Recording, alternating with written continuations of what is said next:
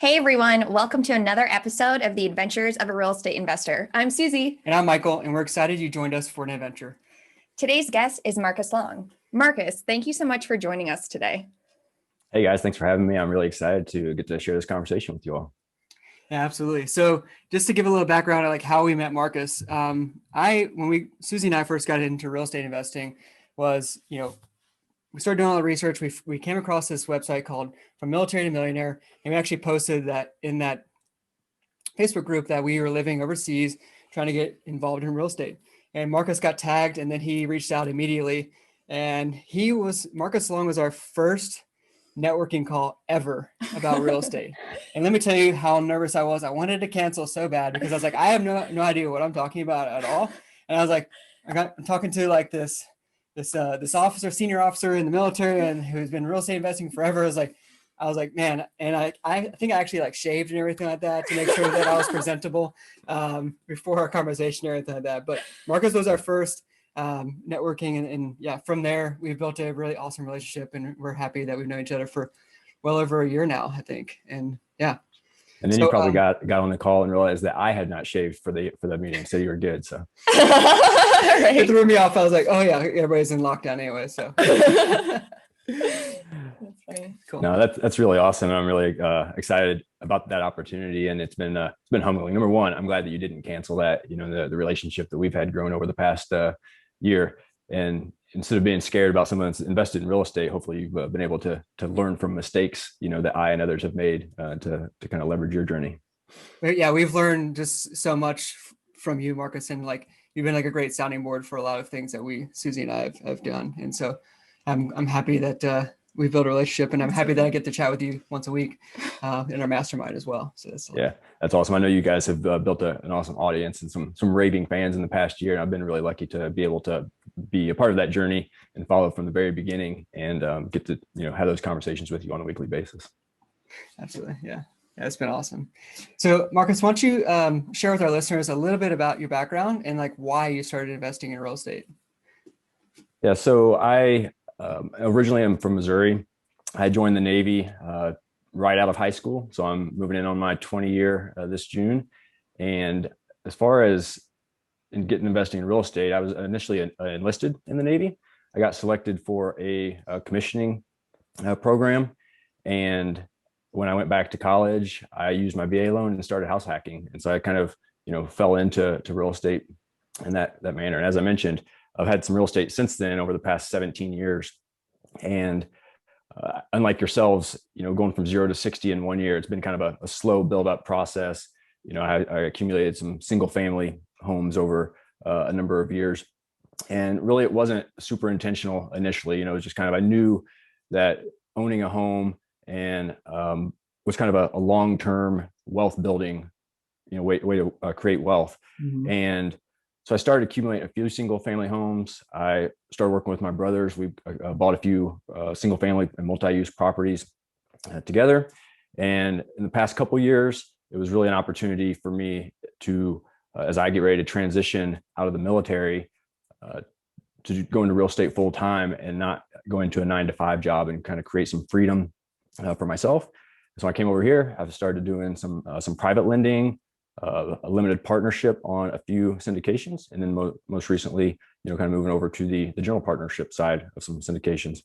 And about myself, I should rewind for a minute. And the most important things is that I am a husband and a father of a 6-year-old daughter and a 3-year-old son. So that stuff more important than where I'm from and the real estate investing. It's really cool that you started so long ago, but like didn't intentionally do it, right? Because even right now, like when we talk to people, it's all about like, oh, but I'm nervous, and for you, it was like, okay, well, if I buy the house, I like need the roommates, that's just the way I'm going to do it. So when you like bought that first house and then had your roommates, was it like more intentional after that? Were you like, okay, I continue to do this, I can have more people like live with us and they can help pay the mortgage? Or was it like, okay, now it's time to move and I'm just going to use my VA loan again? Like, was there a difference between the two when you went into your second investment home? My second investment wasn't for a number of years after, actually, because when I left that, I lived there for 3 years. I had the roommates. And when I left there, I went to Hawaii, which is very expensive. I was deploying a lot. And so I just rented out there. And even when after that, I moved to San Diego, still a pretty expensive market. And I hadn't really, caught on to the long distance real estate investing aspect of that yet.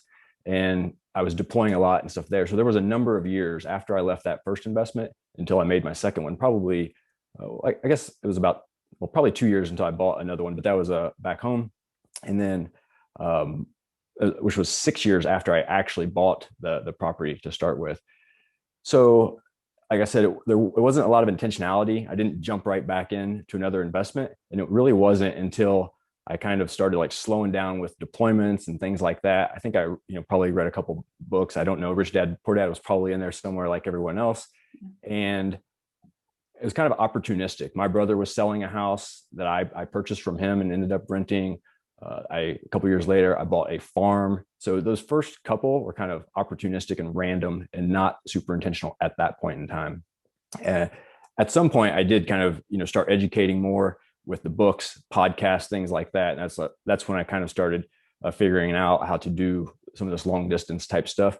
In 2016 type frame, I started accumulating a lot more of those single family. I was in Colorado at this point in time, and over the course of a couple of years, accumulated about 8 or 10 properties. So that transition you had in like 2016, we started accumulating all these properties. Was that like intentional? You knew you're coming up on the 20-year point. Like, were you intentionally acquiring them to then leverage real estate in order to be able to transition out of the military and then focus full time on real estate? Yes, it was definitely starting to be that transition where I knew I was coming up to the last 5 years or so and wanted a transition plan. I started talking about like not having a 9 to 5 W-2 job and creating some freedom. I knew real estate could be that path. And so I ended up kind of partnering up with my brothers, and we started buying some properties back in our hometown in Missouri. And even at this point in time, if you look at some of our very first investments, we hadn't really started learning how to analyze rental properties properly and stuff. Not that, some of the first ones are bad investments.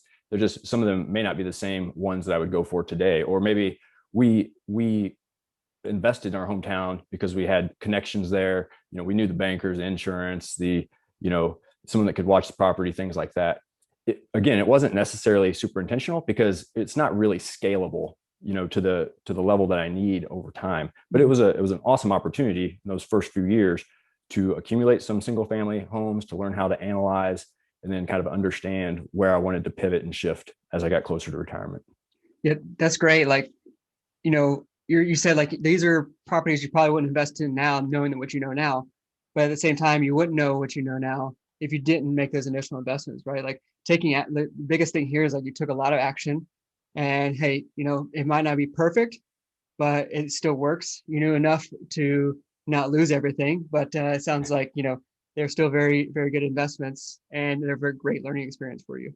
That's right. Kind of going back, to before, I kind of I beat up myself sometimes for my journey being 17 years, and then seeing people come in and crushing it in a year or 2 years and things like that. But like, I think other people in our mastermind and stuff have encouraged me to tell the story and stuff, because sometimes all we hear is the success stories and like the how great deal number one was or something like that. And so for a long time, I didn't see what was unique or exciting about the story. But over the course of those 17 years, because I have used the VA loan, I have done house hacking, I do have some single family, multi-use, a farm. It has all been from long distance. I do have, some experience across a spectrum of different things. Some have went really well. Some have not went quite as well. Again, I haven't lost any, huge losses, but I have, made some mistakes. I've had some lessons learned.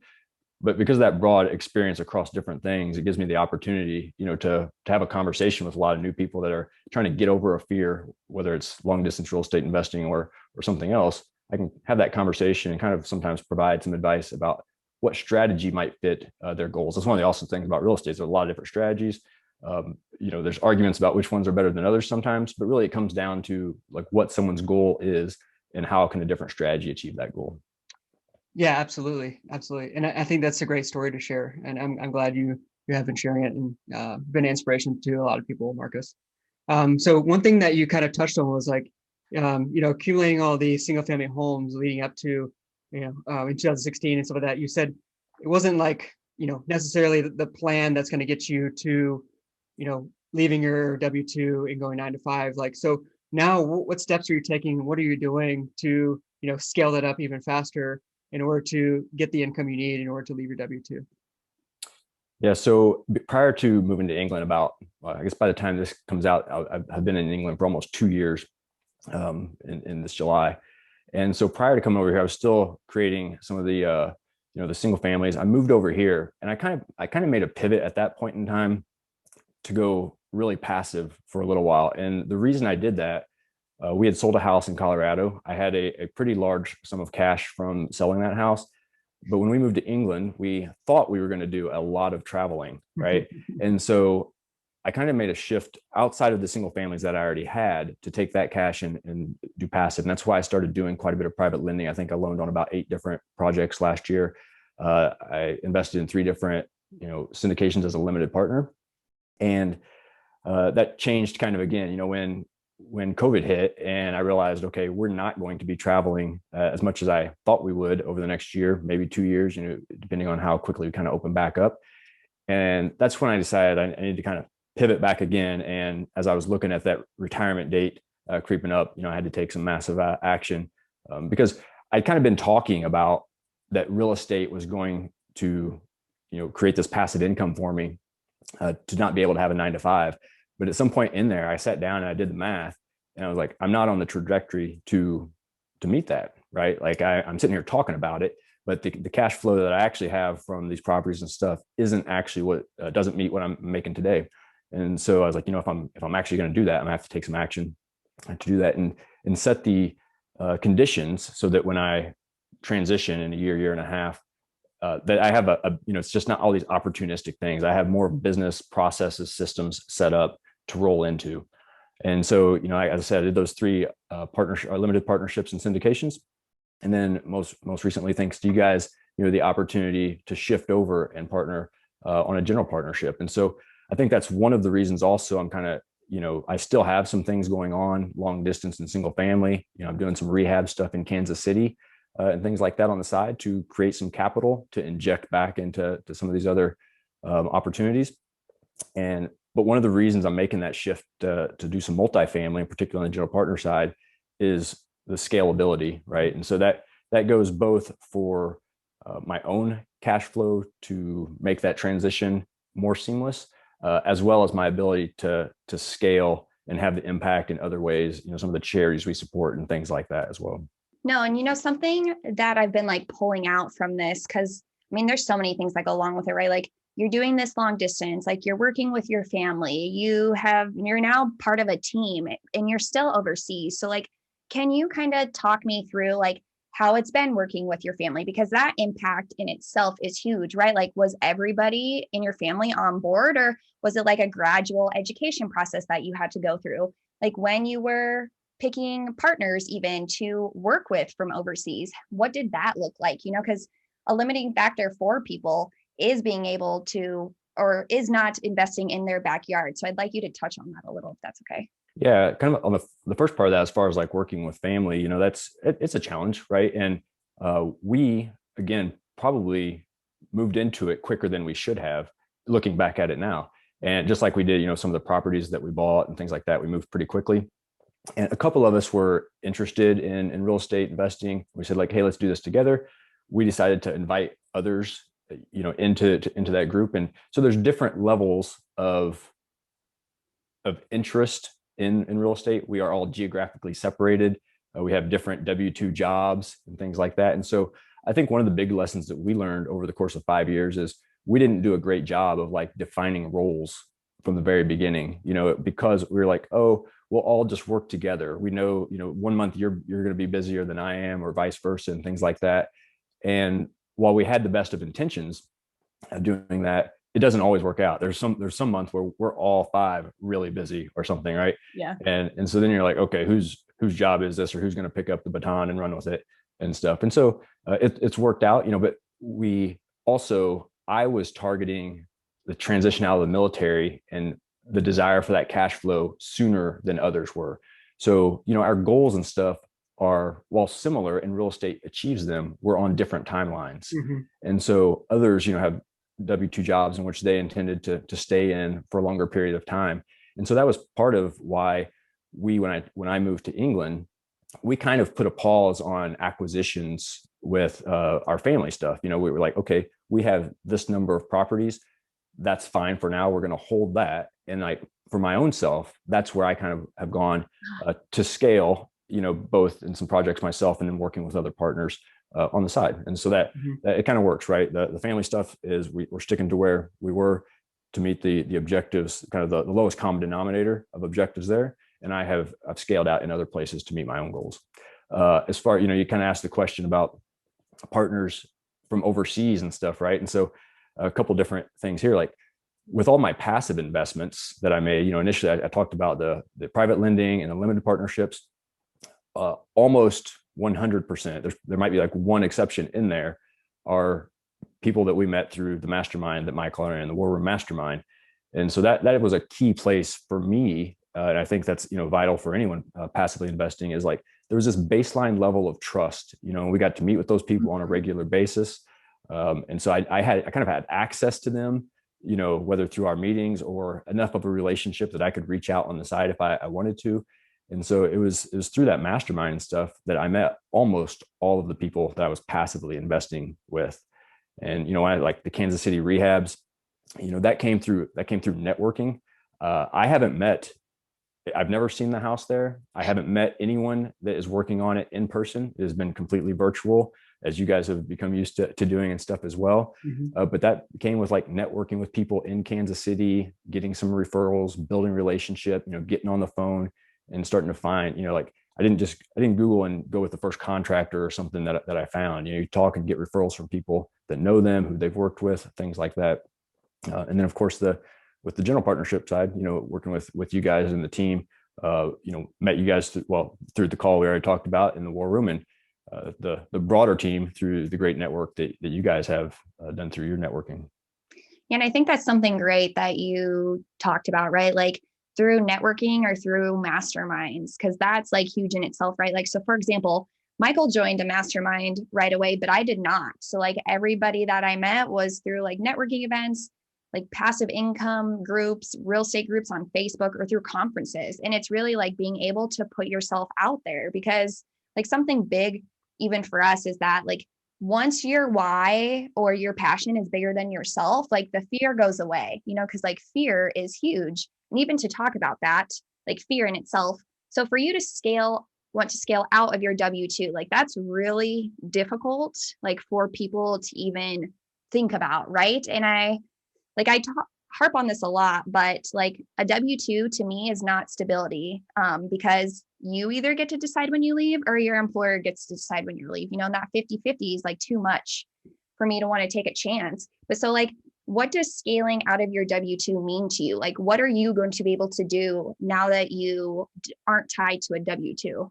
Yeah, and I think that's really important. And I think, for the military, that's why we see a lot of people stay in the military, right? Just because that security of it. And so I wanted to put myself, and I talked to my peers about this too, is about like putting myself in a position that when the time came to make a decision, that it wasn't the paycheck that made that decision, right? Like if I was still passionate about the mission, if I still wanted to do the job, that I could stay and do it. But if I was ready to move on, it wasn't the dollar sign that kept me in there. And so when you talk about like, what is that going to allow me to do? To me, it is really about time freedom, right? And the financial freedom aspect of that is kind of what enables that. And this can go a lot of different vectors about what it allows you to do, right? I told you I had a 6-year-old and a 3-year-old. And, I think being available there for them, my wife was active duty. I was active duty. We know what it's like to do back-to-back deployments and not be there. And I want to be able to make the decision of like, if I'm at their ball game that night or go to a school activity or whatever that might be, I want to be an example for them to like go volunteer for 6 hours on a Saturday, for an organization that we support. I want to be able to take them on a month-long international vacation in the summer, to expose them to different cultures and things around the world. And so I can dive deeper into any and all of those vectors for the sake of time. Like those are the types of things that I'm envisioning having the freedom to do as I scale out of having to have a W-2. I'm going to let you know, you gave me chills. Like, it's like, you could hear the passion in your voice, like talking about your children. And I'm like getting emotional. Like that was you, like that impact in itself, like that's impact on your family, that's impact on your children, that's impact for anyone who's listening, right? Like, because what you said, I envisioned it for you, but in itself, like that's something I envisioned for Michael and myself. I was like, wow, like these are things you can even think about doing even before you have kids, right? It's like huge how many people that can touch and like how far, like that beautiful ripple can occur. So, no, thank you so much for sharing that. And I would love for you to actually go deeper into it because I know you are like very big on educating like your children about being financially responsible and like financial literacy. So like what are you doing with them in order to like make them more educated on finances? Because we all know that's not happening in the school system. So like I'm finding it amazing that you go above and beyond, like you're taking it into your own hands and not saying like, oh, it doesn't happen in the school system, so we're just not going to talk about it. Yeah, no, I appreciate that. That's one thing I am very passionate about. Like I was a finance major, I've always enjoyed personal finance and things like that. I've obviously gone through the school system and know it doesn't get taught there. And so I'm passionate about talking to anybody about those types of things, but I'm really passionate about targeting like youth and young adults, because I think in doing so that, if we can educate them earlier on, too often we find people that don't realize, until they're a later period in their life, like this, what compound interest and just in general, like what time allows us to do. Mm-hmm. And so if we can get that education to people earlier on, they have the ability to act on it earlier on and the ability to put themselves in such a greater position, and the ripple effect of that impact that we talk about, right? If they wait too late in life, then they're just trying to survive and stuff instead of like putting themselves where they can carry on and have that impact. And so you talked about the children. I actually just dropped an article recently on like 3 ways, that I'm working with them. There's many more, but there's 3 in that article. And, I'll hit the 3 there. Is like, one of them was just like reading financial books. Like what kid doesn't love to get read to and things, right? And so one of our friends from the mastermind, Andrew Drazio, wrote one. That's one I like to do. And it's a great opportunity for words that are in there. It's an ABC type of book. And they ask questions about like, what does this mean? And, you just break it down and, tell them a story, make up something that is on their level that they can kind of comprehend it. Right. So reading books is one. In there, I have Robert Kiyosaki's Cash Flow for Kids. It's a very simplistic game, but they absolutely love playing. And my 6-year-old is like getting the concept of that she needs cash flow more than these expenses, and she'll hold off on expenses and things like that. And the final one of my favorites that we're just working on right now is so she was asking about how to create some cash flow. You can go read the article and ask what she wanted the money for. But anyway, we decided to sell them our microwave and toaster to our kids and essentially replicate like an asset, like a real estate asset, right? And so they now own the microwave and the toaster, and we have to pay them per use, kind of like a rent.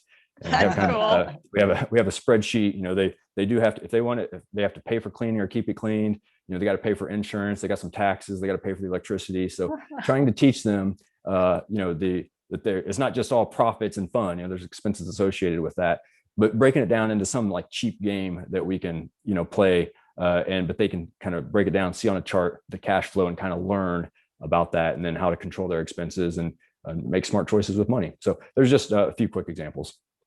Man, I love that. Right? That's great. Cool. This is some really cool ideas about great ideas of teaching your children about, cash flow versus expenses and things like that. Because a lot of people, typical go out there and they buy an asset that what they think is an asset, right? But then it has all these expenses tied to it, and you actually don't get any cash flow from it. So I think we're on the same page that an asset that you own actually generates cash flow. That's right. And I think if this works the way I want, they're going to be wanting to buy our refrigerator and washer and dryer and everything else. That's awesome. Yeah. Make their mother and I pay rent to use them. That's awesome. That's great. Yeah. And then start charging them for rent for their bedrooms too. That's right. Full circle. Go back and forth. Yeah. But to kind of elaborate on that a little bit, like this is a great way to, teach your kids about financial literacy and to be responsible, fiscally responsible and stuff like that, because the data show that 70% of generational wealth is like lost to the second generation, and then even 90% more is lost to the third generation. So I know your whole branding is a long legacy, and like and how you want to leave a legacy for your children. So this is one way that you're doing that. Can you dive in a little bit deeper about like the Long legacy, where it came from? Obviously, Marcus Long and everything like that, which is really, really cheeky and awesome. But please dive into that a bit more. Yeah, obviously the name kind of worked out. The play on name worked out well for me. Yeah. But a long legacy, number one, I do want to leave a long legacy for my children. And part of that, when I launched, the brand and the platform and stuff, is somewhat documenting my own journey to create that legacy for them, right? Like I've had real estate for a while. I've been interested in finance and stuff like that. But as I make this transition now, I really have the opportunity to kind of buckle down and to focus on documenting that journey and kind of creating that. And so there's a number of different ways, like from a financial perspective, whether I'm, looking at the opportunities from real estate, there are, contradictory or not, like the whole life type policies, that the Rockefellers and stuff looked at or used. And so there's a number of different things that I can do to kind of control and build that generational wealth. But as you mentioned, that's only so good as the education that I'm passing that wealth on to, right? And so if my children aren't educated, or those that I give that wealth to are not educated, it goes away. And so that's why I'm like starting, 6-year-old and a 3-year-old, and I'm starting now to try to educate them on, how to use that and make, smart financial decisions and options and the consequences of different options. And so that number one, I want them, smart as they grow, as they come out of college and they go into life where if they choose to go to college, whatever route they decide to take, whether they have a 9-to-5 or they become an entrepreneur, I want them empowered to have that knowledge and to make the decisions, to create their own life. But then, as I pass it on, I want that, used intelligently, not just for them to go buy a big house or do whatever, but for them to take it on and continue to create that impact that I envisioned. Awesome. So unfortunately, it's getting towards the end of the show, but before we wrap everything up, it's time for the Adventurous 4. So these are 4 exploratory questions we ask every guest. So number 1, Marcus, is where is one place you wish to travel and why? Well, right now I have to say at the top of the list is probably Greece. It is Greece. And the reason is because when we moved over here in 2019, shortly after was our 10th anniversary. That's where Amy wanted to go for our 10th anniversary for a number of reasons, because it was like 2 months after we made an international move. We didn't get there that year. We thought we'd go the next.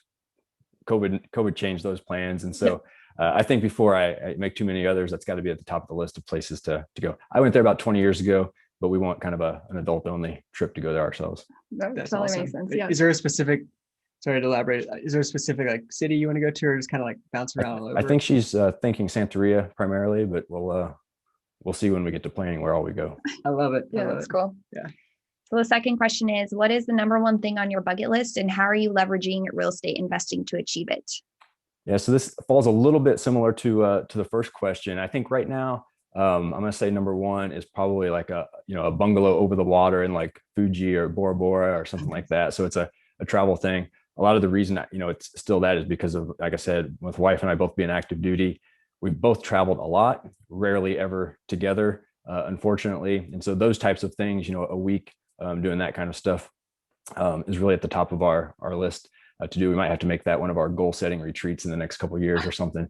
So I think that would be pretty awesome.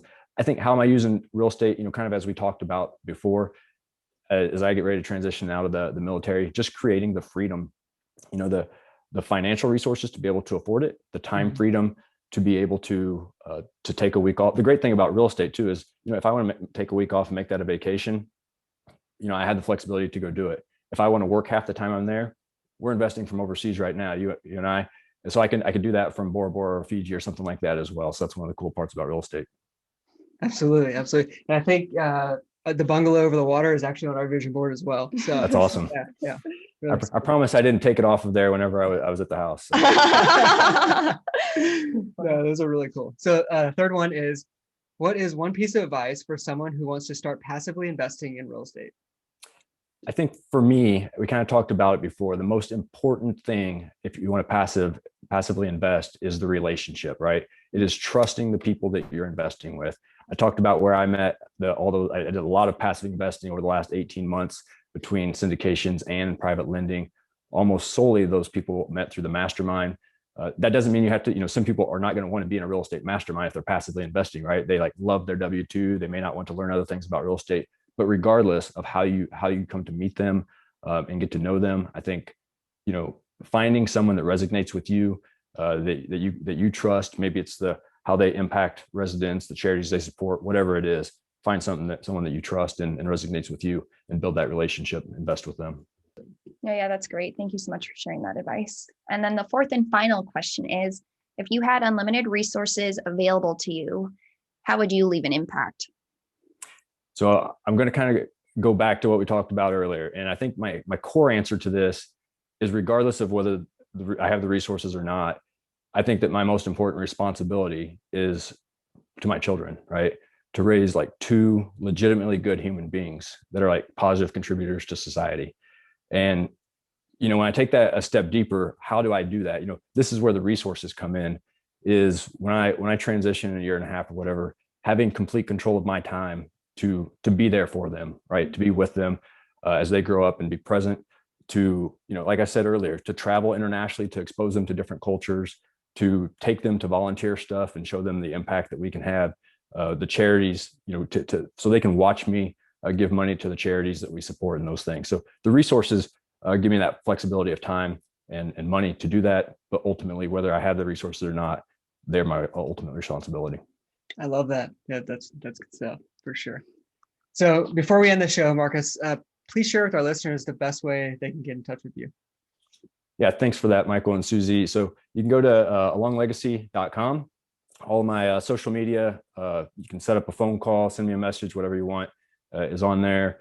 There's a free download on there, 30 actions to launch your legacy. It's a combination of some daily habits, things to kind of educate yourself financially, volunteer type stuff, things like that to just kind of think about, maybe to look at a little bit different perspective on life, so that we can all be our highest and best and create something that lives beyond our own lifetime. Yeah, and thank you so much for sharing those resources. We'll definitely put them in the show notes so that the listeners can find you easily. Yeah, I appreciate that. Yeah, anyone that has anything, whether it's investing long distance, mindset, happy to help. Please reach out. No, that's awesome. Thanks.